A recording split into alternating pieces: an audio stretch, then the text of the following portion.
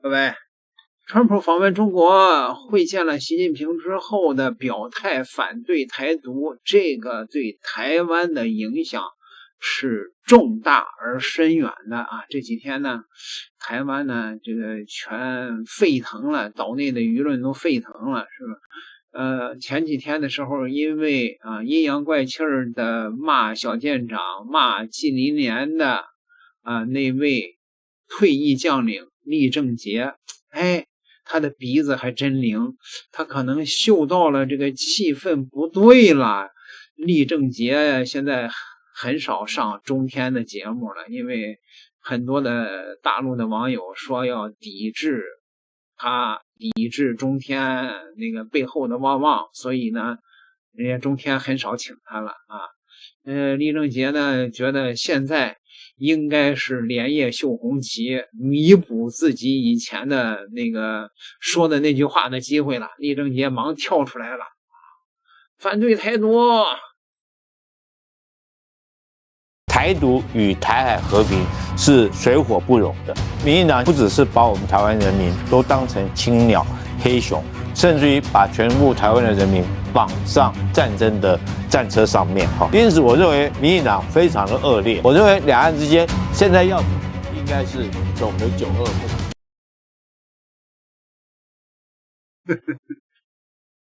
路。官方的看台海還轉了他的這個言論，是吧？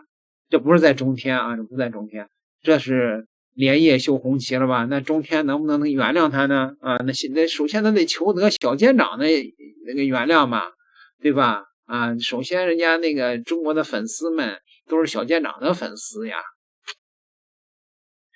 館長啊也開始嘲諷青鳥了，因為這幫台灣的這幫青鳥們基本上智商和精神都有毛病。現在呢是誰寫簡體字兒，誰說大陸的詞彙，他們就在台灣出征誰。可是馬斯克呢？馬斯克說他的兒子學簡體中文了啊！館長嘲諷青鳥。馬斯克發文了，他說我的兒子正在學習普通話，還用簡體字，抵制特斯拉，特斯拉店好幾間砸他。我兒子正在學習普通話，還用簡體字，為什麼要打簡體字？對啊，你們不是很喜歡在網絡上說，你為什麼要打簡體字嗎？學習的習，這是簡體字兒子的兒，簡體字馬斯克發文他居然在學普通話，不是學國語，是普通話，弄他，青鳥弄他，說什麼普通話？學什麼普通話？要學台灣話，要用繁體，弄他，抵制他。明年他媽的青鳥只要開他媽特斯拉，都是不要臉的賣國賊。舔共舔成這樣，像館長一樣，真是不要臉。還學普通話，舔共舔成這樣，穿中國衣服啊，太舔了吧！馬斯克太會舔了吧！舔共的極致好舔哦，在上面噴漆我愛台灣，特斯拉滾出台灣，去中國，是不是又不講話了？是不是又不講話了吧？塞你娘嘞！是不是又不講話了啦？幹你娘！青鳥，我只會抵制成吉思汗哦，只會欺負台灣人哦，你只會抵制館長電商哦，啊，跟他美國人這不一樣啊，不管啦，館長挺共賣台啊。柯文哲就是個貪污犯啊，黃國昌就是個咆哮帝啊，鄭麗文賣台啊，幹你娘雞掰的，只會欺負台灣人啊！民進黨的支持者只會欺負台灣人，是不是的？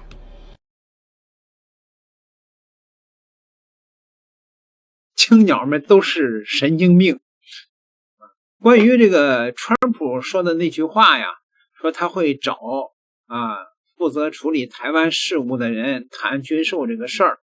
這個話呢，這個我當時呢給大夥解釋了啊。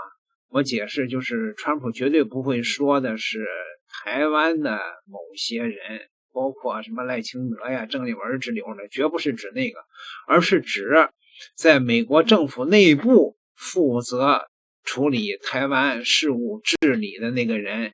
我當時判斷最有可能的是说的是盧比奧啊。這個事兒呢，台灣的一些名嘴呢也判斷錯誤了。你說那個台獨自己順杆往上爬吧，那就罷了啊。說這個川普想見賴清德是吧？這個帥化民將軍不應該啊。在今天有一件更重要的事情，就是川普呢，他接受了福斯新聞的專訪，明白的表示，美国不希望看到有人獨立，他希望呢台灣局勢能夠保持現狀。同时呢，美國國務卿魯比歐也認為，中國是希望台灣用公投或者是用投票的方式來自願統一。這一場的中美峰會將會有什麼樣深遠的影響？我首先要請教一下是李老師哦，因為雙方在見面的第一天，中美關係的核心紅線也就是台灣，他拋出的這些言辭看起來都非常強硬，對台的表態，但是白宮當天的發布的會談摘要，對於台灣卻是只字未提。那後來呢，川普接受了福斯新聞專訪的時候，他透露說，就在14號的晚上，他是談了整個晚上的台灣。那這個晚上到底談了些什麼？因為開始的時候，我們看到川普其實面對媒體在詢問的時候，他其實都非常的沉默的。但是為什麼會有這麼大的一個轉變？我請教一下李老師。對，因為我們可以看到，在這個川普在北京，他的確面對媒體好幾次的直接問。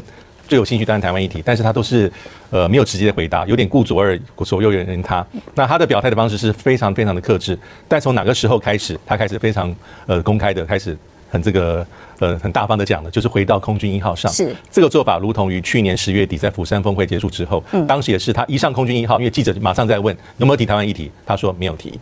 當時大家半信半疑。那後來從北京官方得到證實後，的確沒有提。那這一次其實在公開的場合裡面，其實川普是非常的這個沉默的啊，非常的這個克制的。那空軍1號上他提了一些，但大體上他的講法是說，哈，這個軍售他還沒有做最後的決定。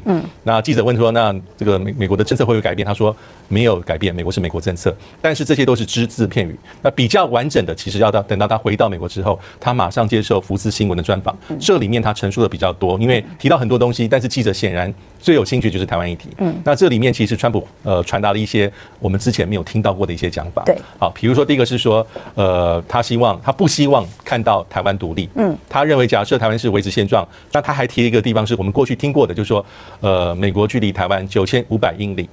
那台灣距離這個中國大陸，他說是59英里，然後其實應該最短應該大概是68或67英里。那這個講法其實他過去講過，甚至在出訪之前他又講一次。最早提及的是2024年，他的講法可以翻成說，直白的講說，美國不希望去打一場美國不想要打的戰爭，而且是遠水救不了近火。他面對主持人這次再講出來，那他還講一個很重要的訊息，就是說他不希望台灣以為美國支持獨立。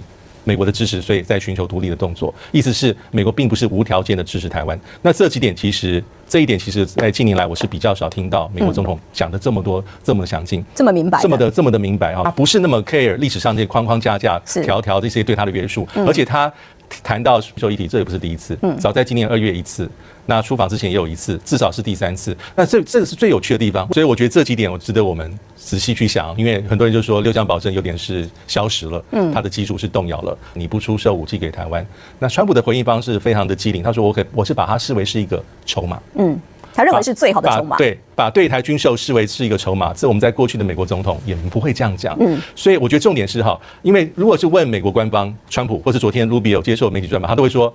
對台政策沒變，但真的是沒變嗎？從他去形容我們的做法，形容如何去陳述台灣議題，其實我們已經發現有些重大的改變了。是應該有一些改變了。我先請教一下帥將軍問了他很多問題，包含問他會不會保護台灣，川普說他拒絕回答。同時呢，他的確也講到說，對台軍售呢，對他來講是一個最大的一個籌碼。我請教一下帥將軍怎麼看這一場？剛剛大中兄已經把這次會議裡面幾個真正要害的地方說了。最厲害的是秘密的會談，秘密會談才會談到切身要害的問題。也就是說，前面一直不提台灣問題，因為台灣問題連核心幕僚相互對談的問題。所以目前看起來，應該是在14號的晚上，雙方的密談應該才是一個重點。這才是因為其他經濟問題已經拍板定案，老闆這個 yes 那個 no 這個怎麼避而不談。剩下台灣問題是他最難答的問題。為什麼難答？川普的言論從魯比歐講了，9800英里的距離跟68公里的距離，我遠水救不了近火。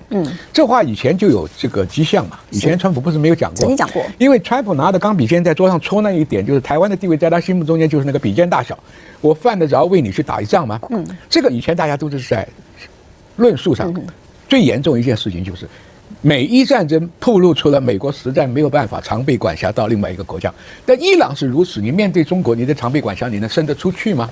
因為在這個戰場上的變化看得出來，以前打波灣戰爭可以出動3條到5條航空母艦，這一次撐來撐去就是2條，那一條是換班的，它頂多就是2條。第二個，拿伊朗都沒有辦法，打還是打，不打陸戰打不打不敢打，那換到台灣來。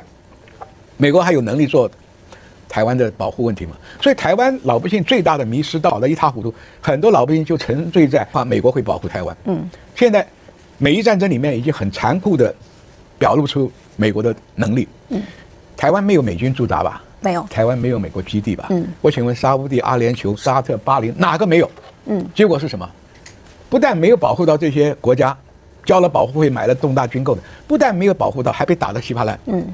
那請問，台灣還沒有美國駐軍，台灣還沒有美國尖銳武器，台灣也沒有美國堅定的承諾。今天給出來的承諾是和平統一。什麼叫和平統一？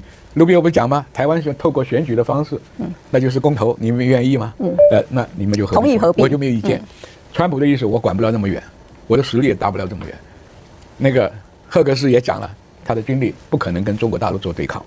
所以這個會談大家除了看這個熱鬧以外，台灣老百姓要真的想一想，如果你還沉醉在美國可以保護台灣的迷思的話，你是不是應該考慮如何保台？